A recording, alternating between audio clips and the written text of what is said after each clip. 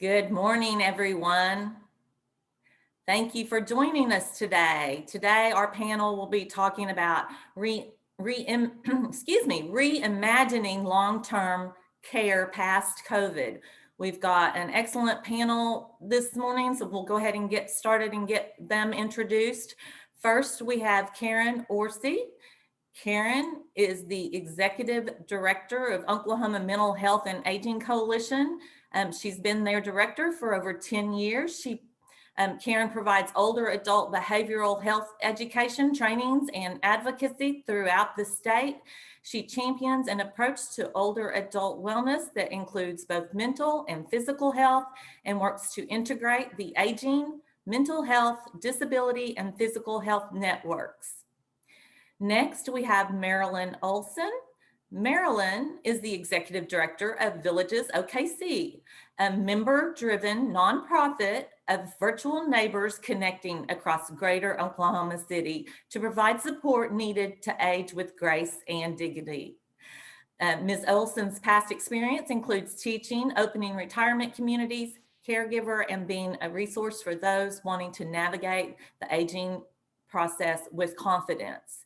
And finally, our third panelist is Sean Voskuil. Sean serves as the AARP Oklahoma State Director, a position he's held since 2010. In his current role, he provides strategic leadership for AARP's state, federal, and regulatory advocacy in the state.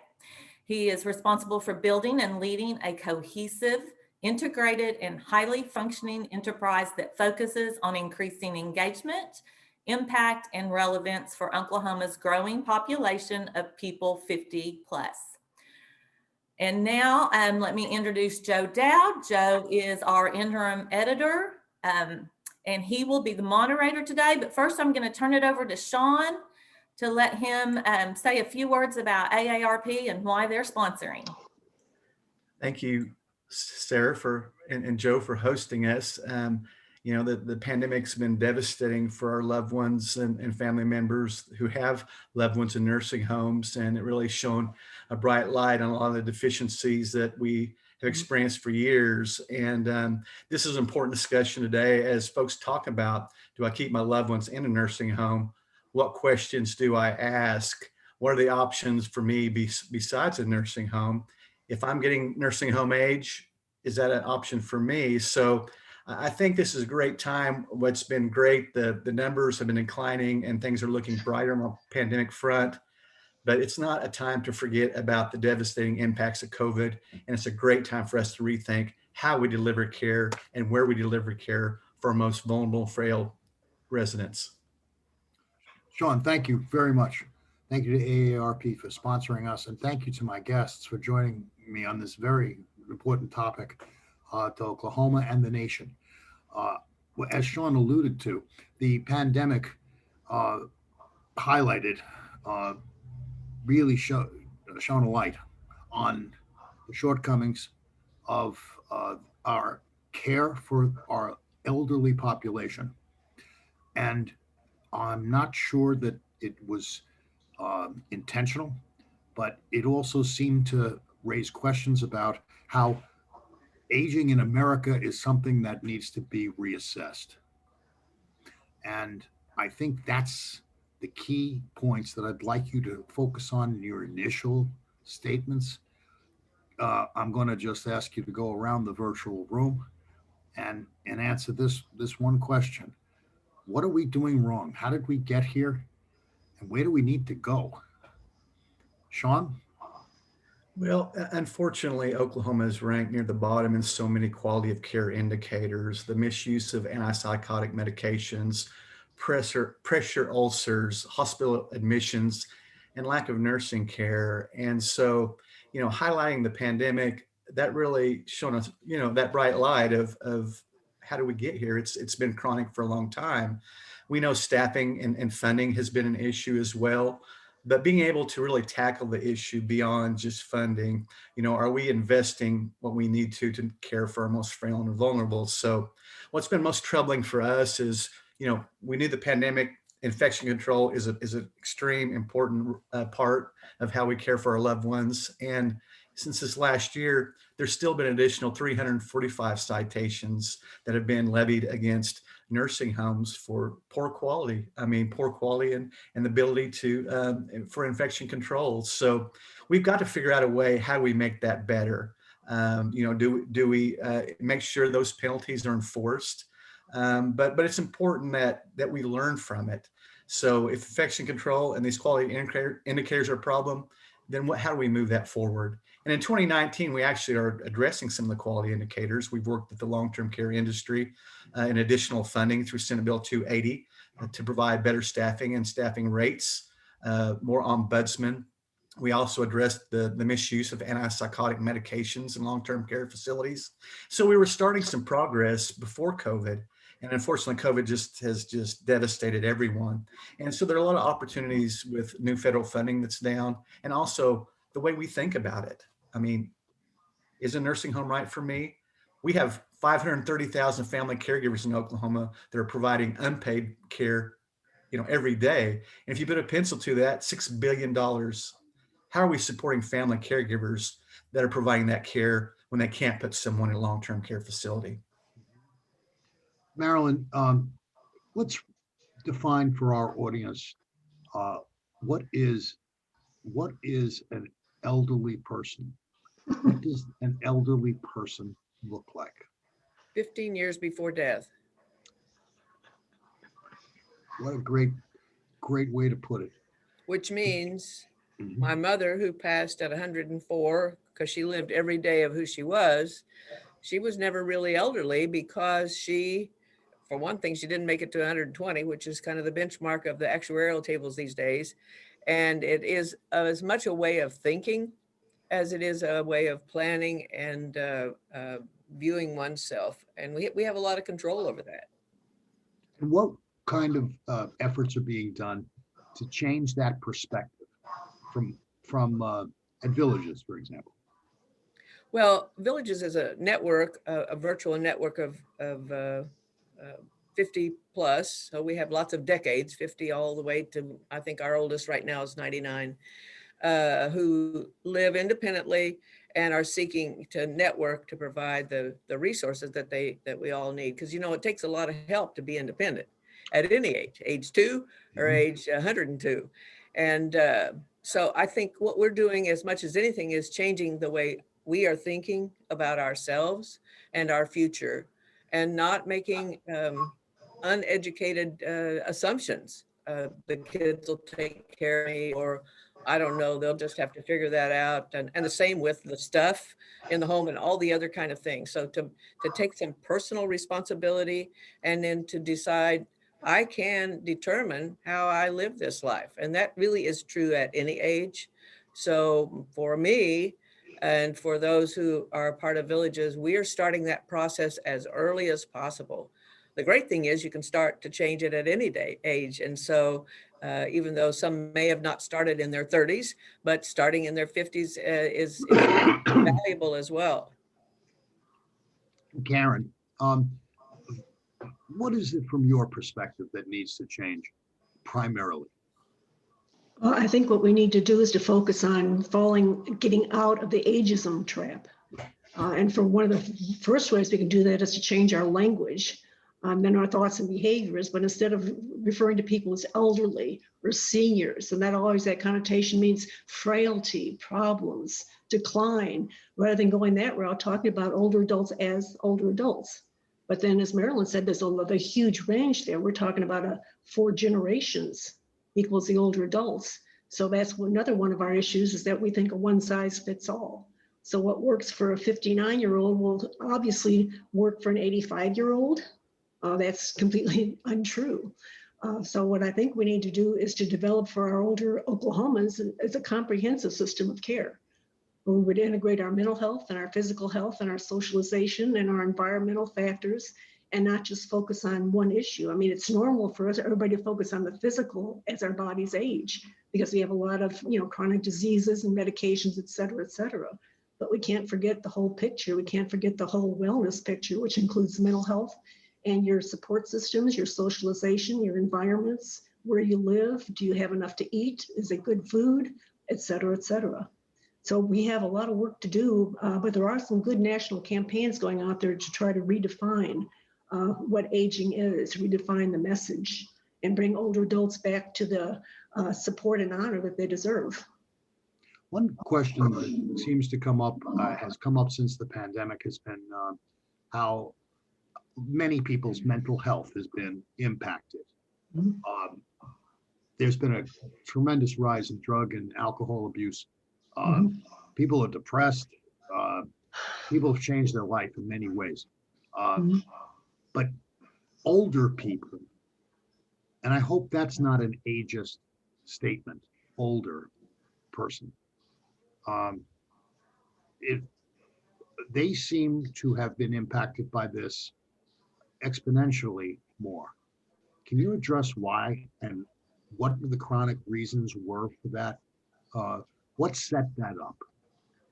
Well, No, go ahead, Karen. mental health issues have always been prominent issues, but they've been ignored because of the fact that we're in that ageism trap. This is how you're supposed to be. As you're an older adult, you're supposed to be sad, you're supposed to be sick, you're supposed to be lonely, et cetera, et cetera. And that's far from the truth for anybody that's involved with an older person or with the aging network. What has happened is that, COVID impacted, of course, physically, but also mentally. But older adults have shown some resiliency. So actually, when it comes to COVID, the story is still out. There have been high rates of depression for older adults, increased depression and anxiety, of course, but there have been high substance abuse issues. And if you think about older adults getting the most medications prescribed of any other age group, getting the most opioids of any other age group, well, if they need some self-medication, unfortunately, they have those they have those means at their fingertips. So a lot of it was making bad choices, but having those opportunities available with medications and substance use. Mhm. But it's also a fact that older adults are, because they're older adults, have a higher risk for developing behavioral health disorders. And it's not any kind of moral failing. It's because they have chronic diseases, they have an aging body, they take medications, and they have a lot of life experiences and changes in their lives. So, like I said, that the story is still out because research has also shown is that maybe the depression we're seeing now, which is high, is going to actually increase as the years go by. Just like the suicide rate right now, there's different messages out there on suicide. For older adults, it's always high. For COVID, we still don't have all the research. We don't have all the facts right now, but across the board, it's shown in past disasters in our country and other countries that the suicide rate will actually increase 2 to 3 years after an event. So again, the story is still out. We don't know, but we do know we have a problem. In the past, before COVID, there was a flashlight shining on older adult behavioral health. And now with COVID, since everybody's talking mental health, now we have some kind of bright lights. So this is a real opportunity to really address the problem. Mhm. Marilyn, it looked like you wanted to say something. Yes, I would agree totally with Karen in terms of the words are so important. And what we are trying to do through Villages is to shine a bright light on all of those positive stories, because there were many. For example, this is our brochure, and on the face is our first member here. Beverly is 92. She was in quarantine, and she painted a watercolor every day of quarantine just to survive, just, because you can choose to do that. And she chose. Sent me a Facebook post of it every day. By the time she got to 80, I said, Beverly, this is awesome. We need to let the world. So we had a art show right in the middle of the quarantine period, did it safely, got all kinds of, and the joy that people found just in hearing that story of someone who was resilient was welcome. So I think part of what we have to do is use the words differently, which is what Karen said. So we have to have a purpose and a schedule. So Beverly made herself a schedule every day. She painted every day, and she got up and got dressed every day. She did not allow herself.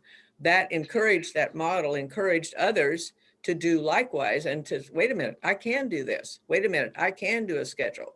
A schedule is a wonderful thing to keep you on track. and to give you a purpose. Well, I've got something to do. I need to dress, I need to paint, I need to, whatever. And sometimes she had to really push herself because she was running out of things to paint. So she found postcards to copy and paint. And so that enthusiasm was so captivating that children took their own piggy banks and bought some of her paintings. Actually, we raised a couple of $1,000s out of that whole joy in quarantine thing. So I think talking about both sides of the equation, the horrible news story, which is absolutely true, but also you can choose something different. And how is anybody doing that? And there have been people in the past that have done it for a long time. I mean, Frank Lloyd Wright did, Grandma Moses did, and they did tough things in tough times. And we need to look at those pictures again and see those as models. We hope to lead the way for all the younger generations to see you can age well with joy and productivity and with purpose. That's what this is all about. We're going to come back to aging well. But first, Sean, I'd like you to address the immediate issue of mental health issues across the board, but certainly how they impact older people, but also what needs to be done. What does AARP advocate for as an action plan for government and local authorities? Well, I think it's important to really focus on, what have we learned so far? We know the occupancy rates in Oklahoma have been some of the lowest in the nation anyway, the median occupancy, the number of people that reside in a nursing home. And what we've seen is that COVID, there's been even a 13% decline in the occupancy rate in Oklahoma nursing homes. So you're looking at, a lot of unused beds there.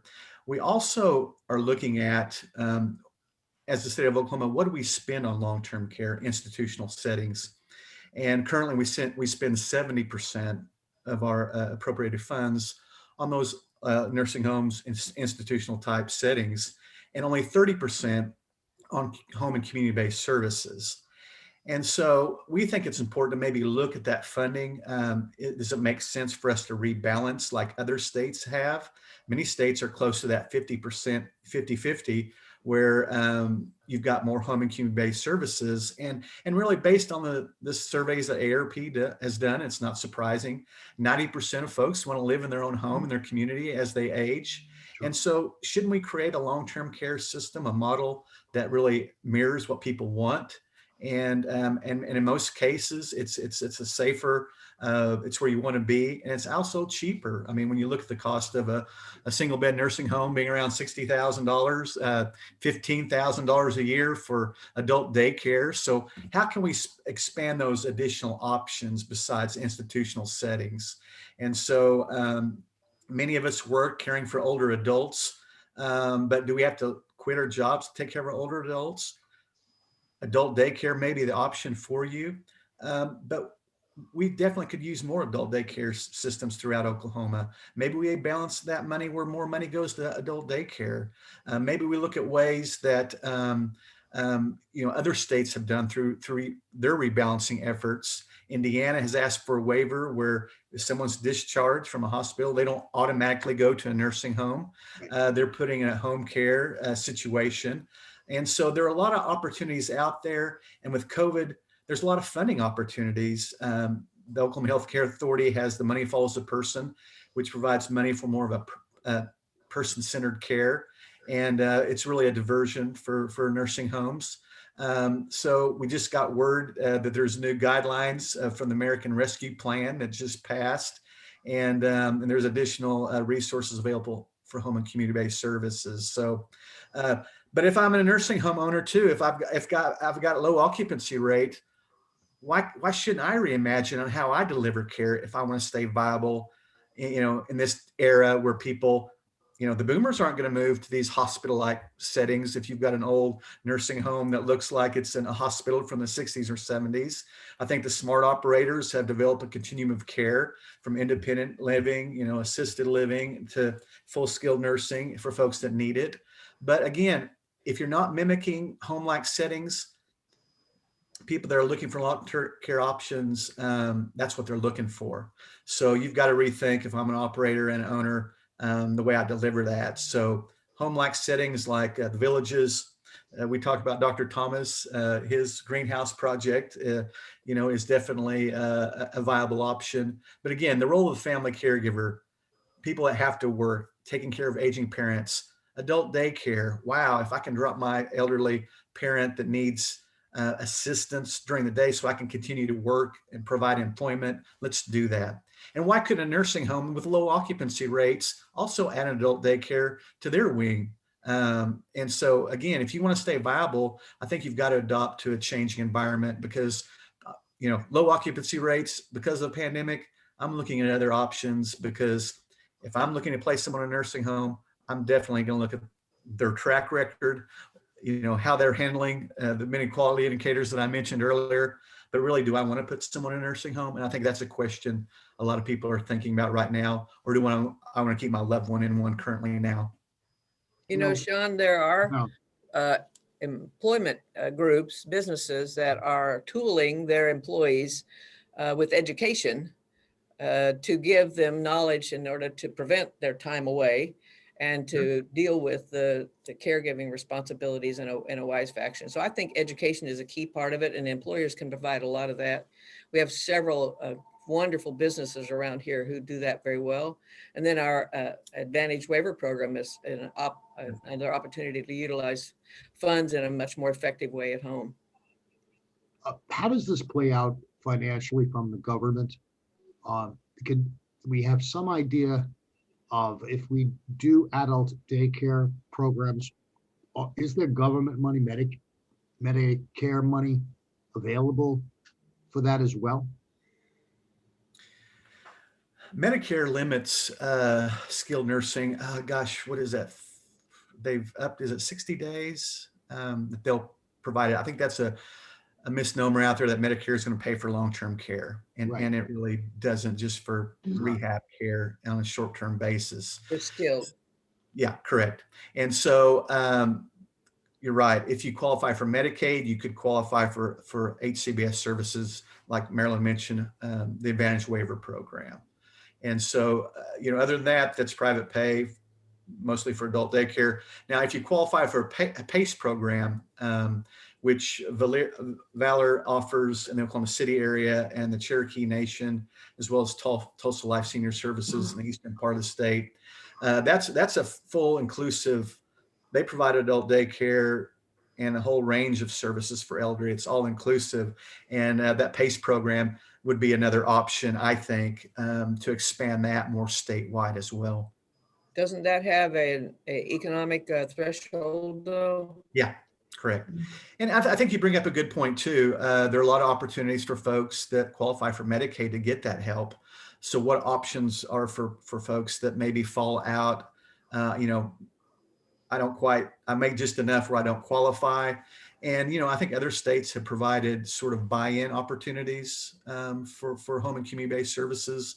I think that'd be option as we look at that, because, if you're going to spend $60,000 for a nursing home, there's not too many folks can do it. It's hard to find long-term care insurance policies. If you do, they're really expensive. I think we've got to be a little creative and for folks that make just enough that can't pay for long-term care on their own, but could buy in at a reduced rate. Let's go back a little bit, okay? I want to talk about 100 years ago. And I want to talk about my mother. Is that okay? Sure. 100 years ago, and maybe 50, when someone aged, the family members would often take people into their homes. There weren't a lot of nursing homes. They were medical facilities for those people who just simply could not be cared for by a family member. But isn't it true that the vast majority of older people may not be as fast as they used to be, and may not be as adept at cooking or cleaning, or some of the things they did their whole lives, or putting out fires like my father did, okay? But these are still viable, valuable members of society. And not that long ago, most of them stayed in the homes. And when they say that when they couldn't perhaps live alone or be independent completely, a family member used to take them in. We are seeing increasingly that not happen. I'm particularly concerned about people coming up behind me, where once they get to that point, there's no feeling of obligation that this person who took care of you when you were a little child might need the same type of care later on. How do we change hearts and minds on such an important issue? Or how do we address the problem in a larger sense? Karen, can you talk about it?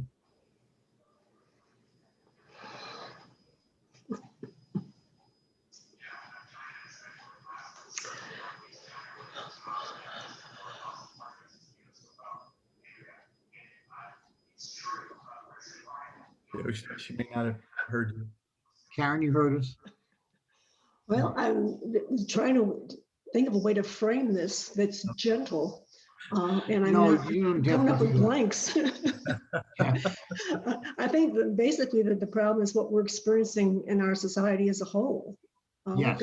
We've got a lot of disrespect for other people.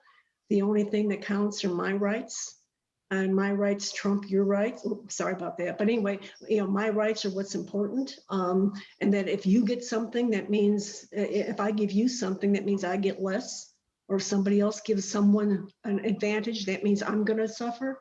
I think we're just caught up in this horrible brain fog of being very selfish as a country and only looking at me, and thinking everybody else is on their own. And a lot of that, I think, goes back to maybe our political climate too, is that whole aura of personal responsibility, and that we're all in this together. Well, we should all be in this together, but COVID has proved that we're not. If you have money and resources, you're doing much better than some poor Joe, that's living in a shack somewhere and doesn't have medical attention. And we're not all in all this together either in terms of resources and being able to make good choices. A lot of people don't have the option. So not everybody can pull themselves up by their bootstraps because some people don't have boots. So I mean, there's a lot of issues that we look at, but from my perspective, and I'll get off my soapbox before I fall off and hurt myself, is that we're very selfish. We've evolved into a very selfish society. That was a great answer, and I'm glad you brought that up. We are selfish, aren't we? And it's getting somewhat worse. Do you not see it that way? The way that's been my perspective. What's yours? I think culturally too, as Americans, there are other individuals that it's the family, older elders, they respect them more, and we've gotten away from that as well. It's unfortunate. I think 100 years ago, you didn't have the children moving away from the farm. You had more people staying close to as a family unit. So distance may play a factor in that. There's distances between your parents now, but you're right. It's troubling. I have seen an increase in like tiny homes. People are looking to bring home their aging parent, or when they raise their children, making sure there's space if they have to take care of their loved ones. And so, my mother, instead of putting our grandmother in a nursing home from the farm, she moved in with my parents and cared for her. And we're actually seeing, when we talk about our family caregivers, you talked about those small tasks. My mother took care of my grandmother in a wheelchair. I mean, we had lifts. She helped bathe her. So you've got family caregivers who are doing medical tasks currently. And so, there's those roles that are happening right now for, to keep folks out, but it's a troubling trend. I just hope, as the costs keep increasing, I think people are also looking at, well, I can't afford to put my mother in a long-term care facility. And so what options are available to me, because I'm going to keep her in my own home. And so that's why the role of family caregivers are extremely important. We give them additional rights to the traditional family caregivers. A woman in her 50s, many times she'll have to leave her job to care for her mother or father. And so are we providing them Should we give them tax credits for some of the lost wages that they've experienced because, you know, they can't work? What about their health care? What about their well-being as a family caregiver? It takes a tremendous toll on you physically and mentally taking care of a loved one. So, I hate it when family members sort of warehouse and think I can put my loved one in a facility. But again, I think, you know, the money that's involved now, people are reevaluating whether a long-term care setting like a nursing home is the right choice for them. Well, what Sean said, I think this is one of the big problems that we're facing is that older adults are seen as being a burden. Older adults are burdensome. And if we had the resources available, if we had the home and community-based resources available, if we had the money available to provide services, it wouldn't be a burden. And in fact, being a burden is one of the things we see, one of the big circumstances in older adult suicide, because they feel like they're a burden. So if we can eliminate some of these burdensome feelings, which, you know, again, there's ageism picking up its ugly head, but that's how we view other countries don't view their older adults as burdens. They view them as people who contribute and they honor them. But here they're a burden because we're a financial country. We always look at the dollar and cents, and this is costly. We spend so much time and effort to keep people alive, and then we complain because they cost a lot to keep them alive. So you've got to make some hard decisions here to take some necessary steps. Karen, go ahead now. I've been a caregiver for an aunt until her death for 7 years, and for another uncle and aunt, and then for my mother for 10 years. So I know exactly what you're talking about. And it is true. And it's probably a part of the reason that I'm involved where I am. What I can do today is to be as joyful as a child and as wise as a grandmother, so that I am not viewed as a burden. And in fact, my grandchildren and children will look to me with joy. So part of what I can do is to help that process start. And I think it has to start, frankly, with the older generation leading the way in reconfiguring all this. I mean, the wonderful thing about COVID was it got us to look at everything closely. And for some, even young families, they've reevaluated, is it really worth us both working and, you know, and the value of time together and so forth. So Sean's right, the agricultural move away from the agricultural society has changed some of that, but it doesn't have to change everything if we choose not. And so at least from our perspective, we're leading the way in saying, wait a minute, maybe we could learn from each other. So to that end, yesterday we had a Zoom session with the presentations from the OU School of Journalism, their senior projects, giving us great ideas for villages, and the interaction between those 20-year-olds giving ideas to villages and how we could do a better job of communicating and so forth was just fabulous. In fact, they're wanting to come and intern with us and all this. So we can choose to change it if we want to, and we can only start with me. I can only start with me.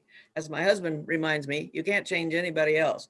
So I'm working really hard just on my relationships with my family and my sons-in-law. I mean, it's really important to keep good relationships within the family. It pays off, you know.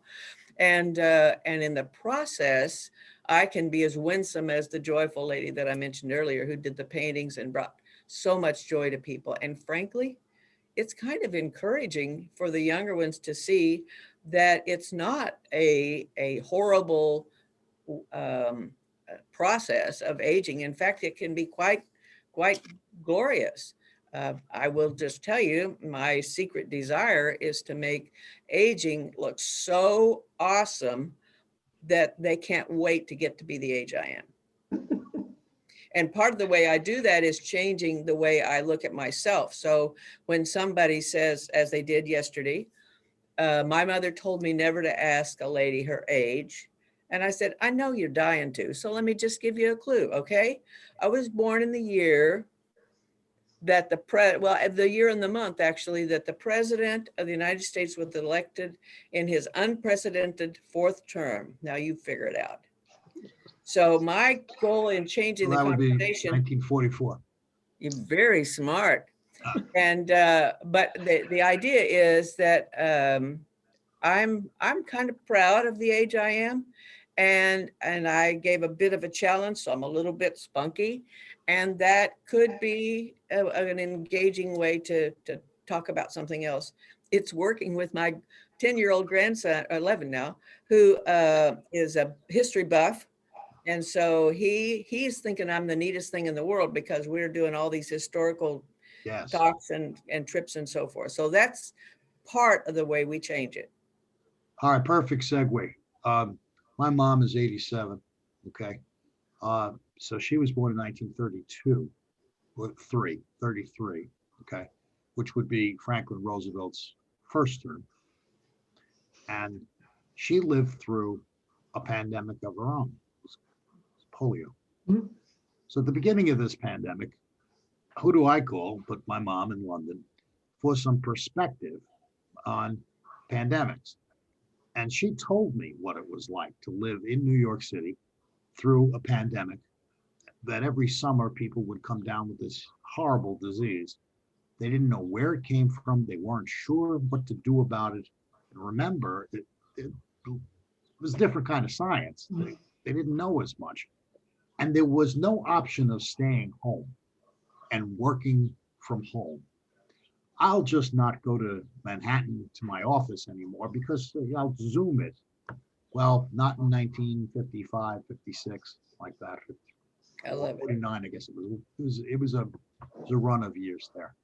Well, that kind of perspective is invaluable, is it not?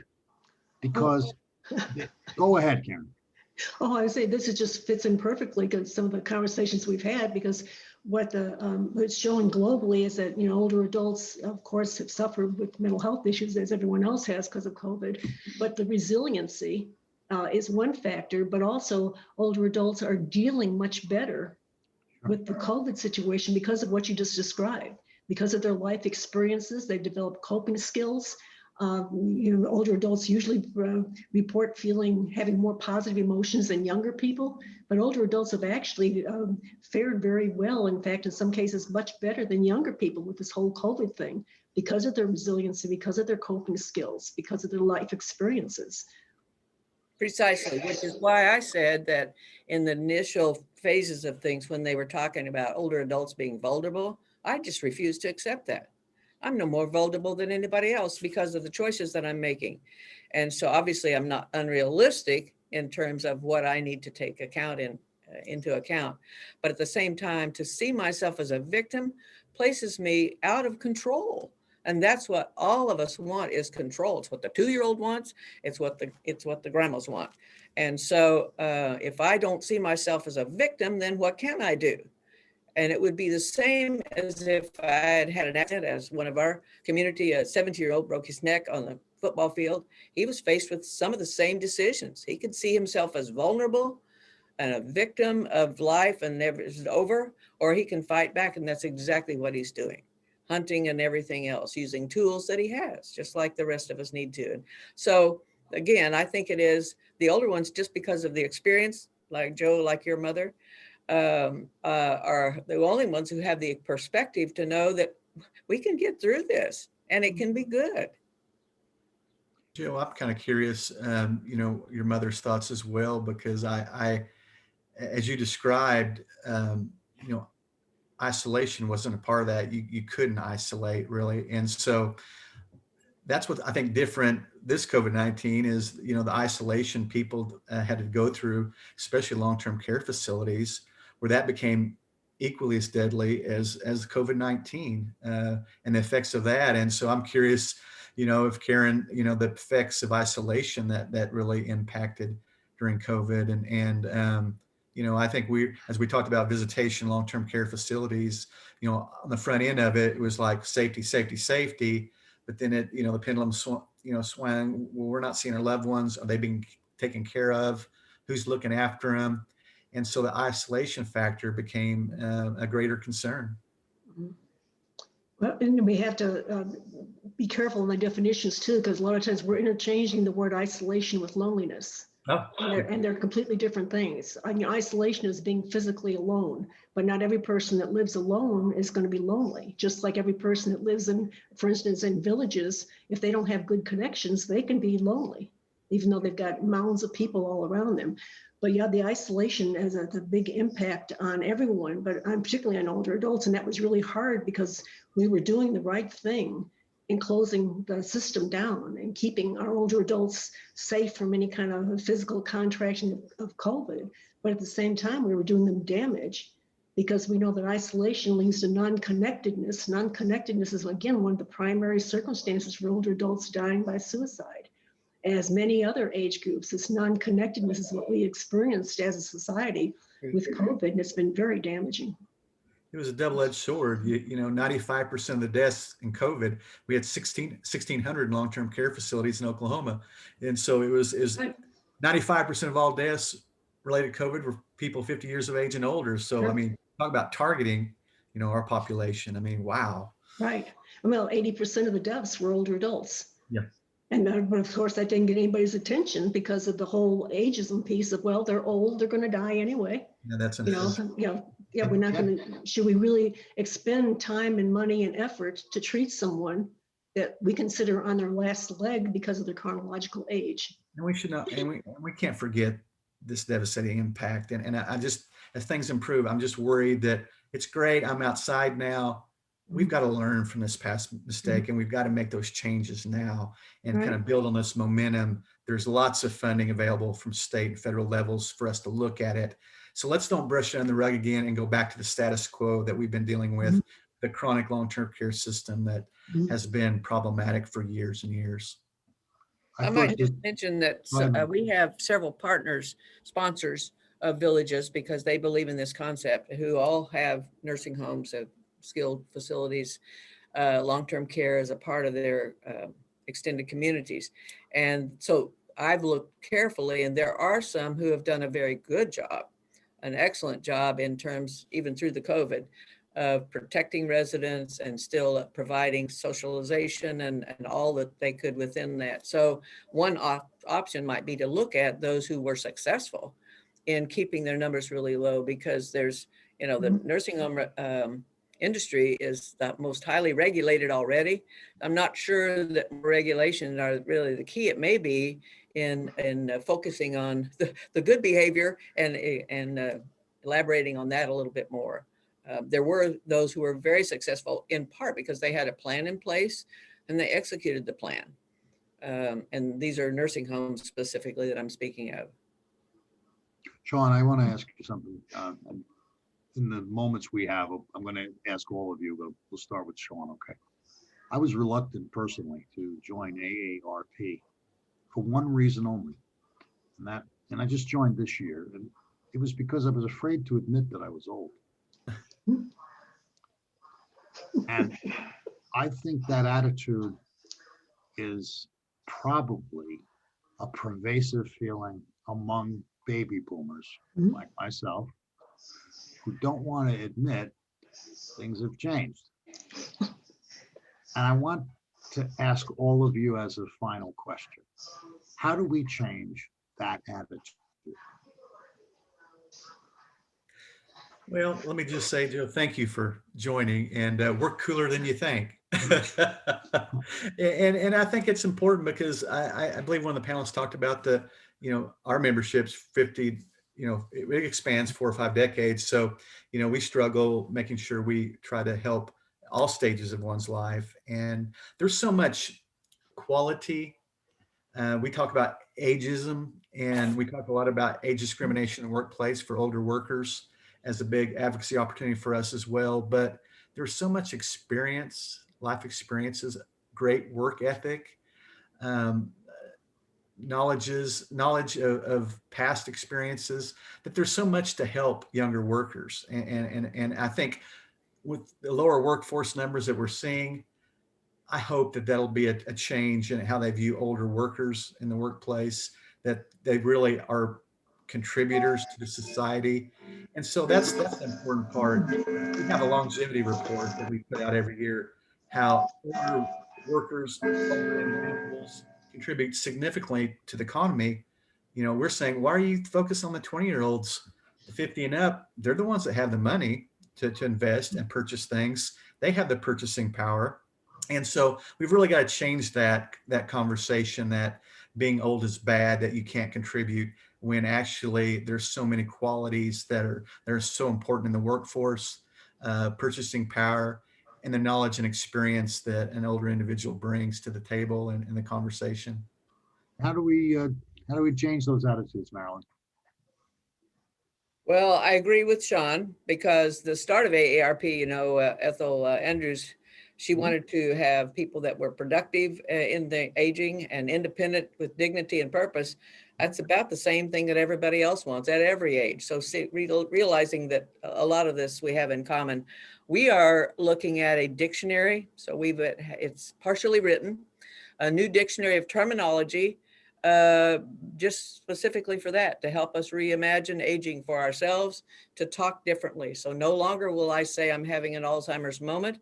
I will acknowledge the fact that my brain has a lot of RAM and a lot of capacity, and sometimes it has to buffer a little bit before the actual events can come up. And so taking it for what it is and embracing it joyfully, positively. Karen, the final word. Aging is so cool. Everybody is doing it.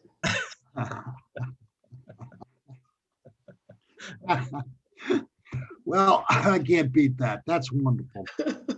This has been a terrific session that I have enjoyed personally.